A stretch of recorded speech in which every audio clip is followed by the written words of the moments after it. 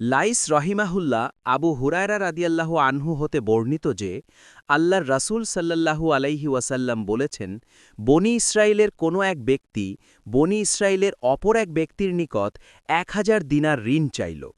তখন সে অর্থাৎ ঋণদাতা বলল, কয়েকজন সাক্ষী আনো, আমি তাদেরকে সাক্ষী রাখব। সে বলল, সাক্ষী হিসাবে আল্লাহই যথেষ্ট। তারপর ঋণদাতা বলল, তাহলে একজন জামিনদার উপস্থিত করো। সে বলল, জামিনদার হিসাবে আল্লাহই যথেষ্ট। ঋণদাতা বলল, তুমি সত্যিই বলেছ। এরপর নির্ধারিত সময়ে পরিশোধের শর্তে তাকে ১,০০০ দিনার দিয়ে দিল। তারপর ঋণগ্রহীতা সামুদ্রিক সফর করল এবং তার প্রয়োজন সমাধা করে সে যানবাহন খুঁজতে লাগল, যাতে সে নির্ধারিত সময়ের ভেতর ঋণদাতার কাছে এসে পৌঁছতে পারে। কিন্তু সে কোনো যানবাহন পেল না। তখন সে এক টুকরো কাঠ নিয়ে তা ছিদ্র করল এবং ঋণদাতার নামে একখানা পত্র ও ১,০০০ দিনার তার মধ্যে ভরে ছিদ্রটি বন্ধ করে সমুদ্র তীরে এসে বলল, হে আল্লাহ, তুমি তো জানো আমি অমুকের নিকট ১,০০০ দিনার ঋণ চাইলে সে আমার কাছে জামিনদার চেয়েছিল। আমি বলেছিলাম, আল্লাহই জামিন হিসাবে যথেষ্ট।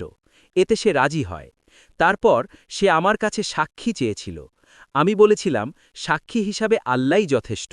তাতে সে রাজি হয়ে যায়।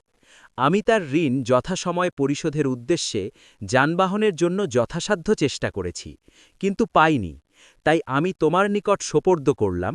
এই বলে সে কাষ্ঠখণ্ডটি সমুদ্রে নিক্ষেপ করল, আর কাষ্ঠখণ্ডটি সমুদ্রে প্রবেশ করল। অতপর লোকটি ফিরে গেল এবং নিজের শহরে যাওয়ার জন্য যানবাহন খুঁজতে লাগল। ওদিকে ঋণদাতা এই আশায় সমুদ্র তীরে গেল যে হয়তোবা ঋণগ্রহীতা কোনো নৌযানে করে তার মাল নিয়ে এসেছে। তার দৃষ্টি কাষ্ঠখণ্ডটির উপর পড়ল, যার ভিতরে মাল ছিল। সে কাষ্ঠখণ্ডটি তার পরিবারের জ্বালানির জন্য বাড়ি নিয়ে গেল। যখন সে তা চিরল, তখন সে মাল ও পত্রটি পেয়ে গেল। কিছুদিন পর ঋণগ্রহীতা ১,০০০ দিনার নিয়ে এসে হাজির হল এবং বলল, আল্লাহর কসম, আমি আপনার মাল যথাসময়ে পৌঁছে দেওয়ার উদ্দেশ্যে সব সময় যানবাহনের খোঁজে ছিলাম, কিন্তু আমি যে নৌযানে এখন আসলাম তার আগে আর কোনো নৌযান পাইনি। ঋণদাতা বলল, তুমি কি আমার নিকট কিছু পাঠিয়েছিলে? ঋণগ্রহীতা বলল, আমি তো তোমাকে বললামই যে এর আগে আর কোনো নৌযান আমি পাইনি। সে বলল, তুমি কাঠের টুকরোর ভিতরে যা পাঠিয়েছিলে তা আল্লাহ তোমার পক্ষ হতে আমাকে আদায় করে দিয়েছেন। তখন সে আনন্দচিত্তে ১,০০০ দিনার নিয়ে ফিরে চলে এলো।